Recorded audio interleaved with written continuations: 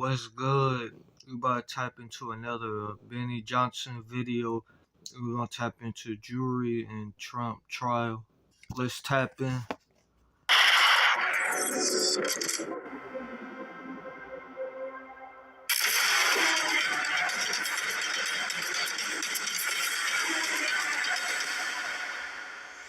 What's up, guys? Boy Benny. Remember the horrors of your history books, reading about the Red Scare and the Red Purge in the Soviet Union, when Joseph Stalin could just bring anybody he wanted into a courthouse, get them tried and executed, or sent off to a gulag somewhere and never heard from again?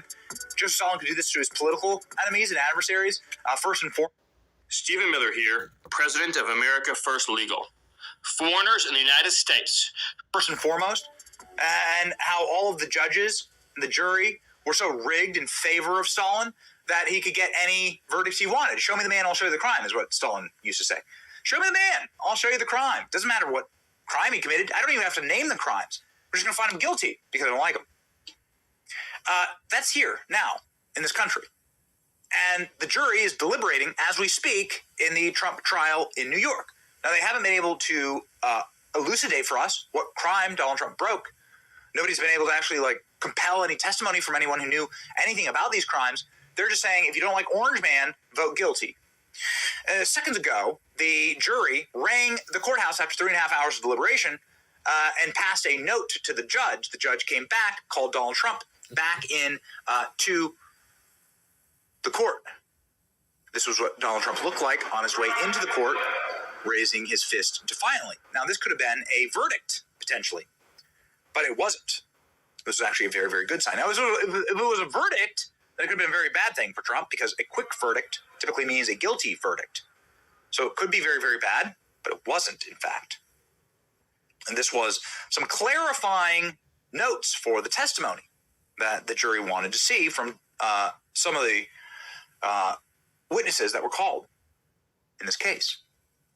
Judge and Trump were just called all back into the courthouse 3 hours into the deliberation. The jury has come back to the judge with multiple questions.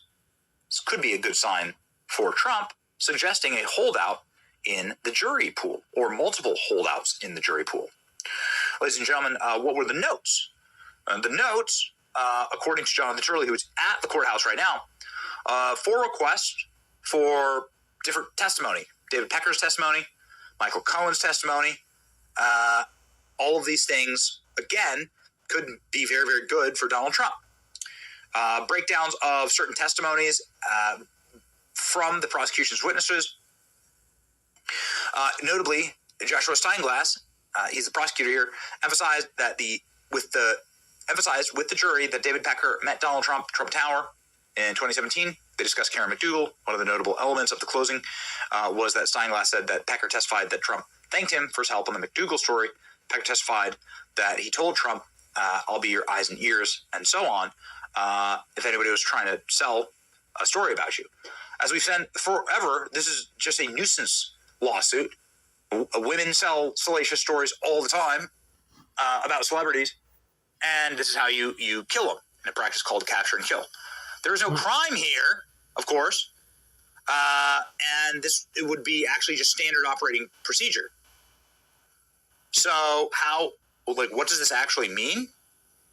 Let's go ahead and read here from Jonathan Turley. This is obviously a key issue on Trump's knowledge and direction. Notably, the meeting did not include express statements of how payments would be made or how they would be recorded. This meeting was primarily highlighted to show Trump's knowledge of the work of Pecker and Cohen. It's to be expected that any discussion of Trump's intent or knowledge would include a close review of Trump's Tower meeting. It also shows the importance of David Pecker and his testimony. Pecker offered both sides good testimony. For the prosecutors, he made clear that he was willing to kill stories in relation to the election. Not a crime. That's just called media. I mean, it's called capture and kill. It happens all the time. Remember how they lied about Hunter Biden's laptop, saying it was all the hallmarks of It sounds like they're making up a whole storyline about this man. Dang, they capping about this man. That's crazy. they're making up all these stories, and they could paint a picture to the people, and all these news sites and all this, bro. That's crazy, bro. Like, bro, these people shouldn't have that much power, but they do. That's crazy. Information.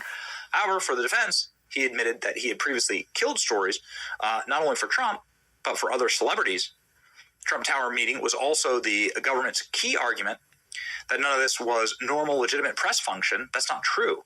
Rashan instructed the jury on the exception for such functions, yet neither side presented evidence on what was normal and legitimate. The Clinton campaign was known for killing or planting stories in the same campaign. If the jury only heard from Steinglass, prosecutor once again, who stated repeatedly that this was not a normal, legitimate press function. Blanche did address the meeting in his closing and said that it was common for such work from the media to take place. I'm in the media. Let me tell you, this is common. I've been in the media for nearly 20 years. So they're actually going to have this testimony read to the jury in the courtroom. Too bad this did not occur yesterday when De Niro was on set. Okay. They are supposed to quit today in less than an hour. So what does this mean? This means that there's absolutely no way that they're going to come back with a verdict today. No way. So will this be a hung jury? Yeah, probably. Probably. So many are saying. This is maybe why Donald Trump is pumping his fist. Here's the reporting of these concerns. And again, a tacitly good sign for Donald Trump. Then the note. What can you tell us, Paula? All right. So they received a note from the jury, and it contains 4 different requests. We're getting these live updates. They're coming in real time from our colleagues.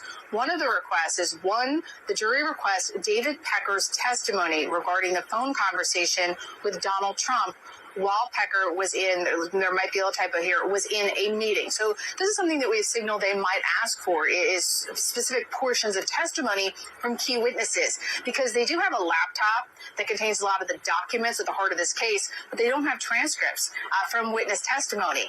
And obviously this case in many ways is heavily reliant on the testimony of witnesses. So we fully expected that they would come back and ask for additional portions of testimony. Here they're asking for a specific portion of testimony from David Pecker. Now, another one of the requests was Pecker's testimony regarding the Trump Tower meeting. Now, there is another request for Cohen's testimony regarding the Trump Tower meeting. So those are 3 of the 4 requests. We're getting these live updates. This is interesting, though, that 2 of these requests relate to the Trump Tower meeting. This is the 2015 Trump Tower meeting that prosecutors argue began this alleged conspiracy to try to suppress negative stories to help Trump win in 2016. This is common practice. Wait a second. What are you talking about? I feel like I'm taking crazy pills here. That man said she taking them pills. Then she taking those pills. You taking a nap. It take you a quick nap. Then you need to take them pills. That's crazy, bro. That's what I'm saying, bro. You be taking them pills, be going crazy, ain't it? Every campaign in the history of the world, every leader in the history of Earth, tell it to Earth, has tried to stop bad stories about them from coming out, or stop people from learning bad things about them, if they can. How is that a crime? It's not a crime. In fact, you have a free press here, which means that you are allowed to print or not print. You can try and kill and capture stories. A good portion of the founding fathers actually had their own publications, printing presses. They were able to push and manipulate stories in the media in colonial days in America, all the way through to Abraham Lincoln, the Civil War, and jailing reporters. What are you talking about? What universe are we living in here? Fox News with a slightly more clear-eyed take on this. This is insane, says Andy McCarthy. The Pecker aspect of this that I think underscores some of the unfairness that the Trump defense has tried to highlight for us. And that is, they ask about the McDougal NDA and how that broke down. Remember, Trump and Cohen, or at least Cohen says with Trump, they were going to pay that. And then Pecker at the last second said, we're not going to take reimbursement from that. And what he testified was he talked to their general counsel, Right. and he suggested that there might be something criminal about that, and therefore they decided not to pay. So Trump is arguing that on the one hand, he wanted to make an advice of counsel defense, and the judge said, no, I'm not going to let that happen. And yet, on this very important aspect of the so-called scheme, the conspiracy to influence the election, they injected the what we infer is the opinion of a lawyer that what they were up to was criminal, which seems to me to be unfair. So again, the jury has asked, they put out a note. They want to hear some of the testimony from David Pecker and from Michael Cohen regarding a payout or possible buyout of Karen McDougal's story of her alleged affair with President Trump. And also they want to hear about the Trump Tower meeting. Our colleague, Jonathan Turley, says this about that note. He says, notably, Joshua Steinglass, the prosecutor, emphasized with the jury that David Pecker met Donald Trump at Trump Tower in January 2017, and they discussed Karen McDougal. One of the most notable elements of the closing was that Steinglass said that Pecker testified that Trump thanked him for his help on the McDougal story. She's not part of this case. I mean, it's come in as relevant information, but there are no charges related to Karen McDougal in this case or any payout to her. Yeah, it is one of many baffling evidentiary rulings. It is propensity evidence, which usually is excluded. So this case had both propensity evidence, the fact that he may have engaged in wrongdoing in the past should not be evidence of your current wrongdoing. It's also proximity evidence. Because you're around somebody who pleaded guilty, because you're around somebody who signed a non-prosecution agreement, therefore you must also be guilty. Most judges don't let you do propensity or proximity, and this judge let him do both. If Bragg were here, I think what he would say is it's absolutely in the indictment. And what he would say is that what we've charged him with is falsification of business records with intent to defraud. And under the statute, the intent has to include the commission or concealment of another crime. He says the other crime is this conspiracy to influence the election. Now, any sensible person looking at the four corners of the indictment would not see the word conspiracy in there, but that's what Bragg would say. He'd say it's absolutely in there, and unfortunately, Merchan agrees that it's in there, even though no one... So, rigged against President Trump. Dang, they're really rigging it. They're rigging this stuff, man, and then dang, that's crazy. They really rigging it. And they're making up headlines behind this, man, for this man not to end up winning. That's crazy. Yeah, this is a corrupt system, man. Do you live in a free country? A republic, if you can keep it, right? Says Benjamin Franklin. Somebody who also owned a printing press, right? Wrote Poor Richard's Almanac, wrote a pretty popular manuscript, regularly published newsletter. We should arrest Ben Franklin. He's trying to influence an election. He wrote stuff in the press or didn't write it.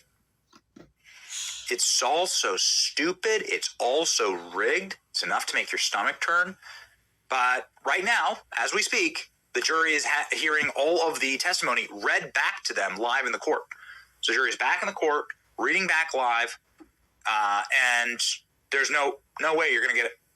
There's no way you're going to get a conviction, I think, today, because you don't do this kind of stuff if you have people unanimously decided on a guilty verdict. It doesn't happen. You don't hear the testimony read back. It's a good sign. It's a tacitly good sign for Donald Trump. There's holdouts. There are holdouts saying, I'm not going to convict an innocent man, and you shouldn't, because that'll weigh on your soul. And your soul's really all you have in this life. And so, here you go, ladies and gentlemen. We'll see what happens. We'll see what happens next. But good signs for Trump. Let's see. It's your boy Benny. Like, share, and subscribe. See ya. Y'all let me know what y'all think, man. They rigging this stuff, man, and then they don't want to see this man. They don't want to see this man back in office. That's really what it comes down to. Like, you know what I mean? Like, come on, man. You rigging this stuff for no reason, bro.